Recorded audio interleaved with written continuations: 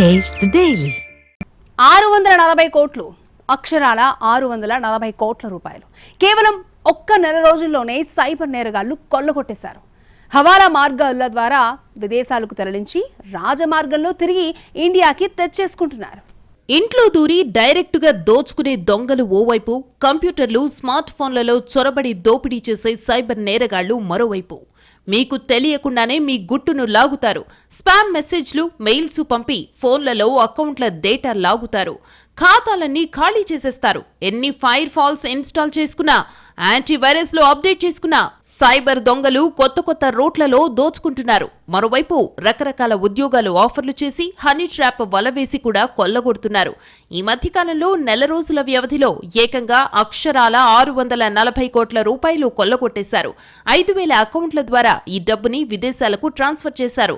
ఇందులో సగానికి పైగా డబ్బు విదేశాలకు వెళ్లినట్టు గుర్తించారు అధికారులు.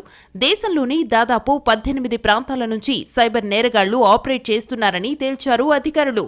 వేల రూపాయలు ఖర్చు పెట్టి అమాయకుల దగ్గర నుంచి బ్యాంక్ అకౌంట్లను తీసుకుని తద్వారా డబ్బులను ట్రాన్స్ఫర్ చేయించుకుంటున్నారు. దేశవ్యాప్తంగా దాదాపుగా 3,000 మంది సైబర్ నేరగాళ్లు ఇదే పనిలో ఉన్నారని వెల్లడించారు.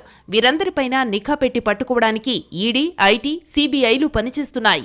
బెట్టింగ్, గ్యాంబ్లింగ్, పార్ట్ టైం ఉద్యోగాలు, ఫిషింగ్ తదితర రూపాలలో సైబర్ నేరాలకు పాల్పడి కొల్లగొట్టిన 640 కోట్ల సొమ్మును క్రిప్టో కరెన్సీలోకి మార్చి విదేశాలకు తరలించిన వ్యవహారంలో దేశవ్యాప్తంగా దాడులు నిర్వహించింది ఈడీ.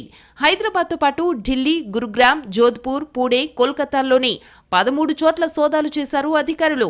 గత నెల 28 నుంచి 30 వరకు ఈ తనిఖీలు జరిగాయి. నిందితులకు సంబంధించిన 47 లక్షల నగదుతో పాటు చెక్ బుక్లు, ఏటీఎం కార్డులు, పాన్ కార్డులు, డిజిటల్ సిగ్నేచర్లు, కీలక డాక్యుమెంట్లను స్వాధీనం చేసుకున్నారు అధికారులు. పలు బ్యాంకు ఖాతాలతో పాటు ప్రైవేటు వాలెట్లలోని 1.36 కోట్ల విలువైన క్రిప్టో కరెన్సీని అటాచ్ చేశారు. మొదట ఢిల్లీ సిబిఐలోని ఆర్థిక నేరాల విభాగం ఫైల్ చేసిన 2 ఎఫ్ఐఆర్ల ఆధారంగా ఇన్వెస్టిగేషన్ను ప్రారంభించింది ఎన్ఫోర్స్మెంట్ డైరెక్టరేట్.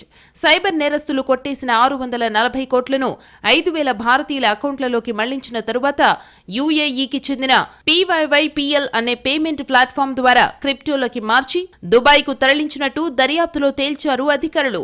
తరువాత దుబాయ్లో భారతీయ బ్యాంకులకు చెందిన ఏటీఎం కార్డుల ద్వారా నగదును విత్డ్రా చేసుకున్నారని చెప్పారు. ఈ మొత్తం చీటింగ్లో చార్టెడ్ అకౌంటెంట్లు అజయ్, విపిన్ యాదవ్తో పాటు క్రిప్టో ట్రేడర్ జితేంద్ర కష్ను అదుపులోకి తీసుకున్నారు. మొత్తానికి సైబర్ దొంగలు రెచ్చిపోతున్నారు. అత్యంత జాగ్రత్తగా ఉండాలని పోలీసులు సూచిస్తున్నారు.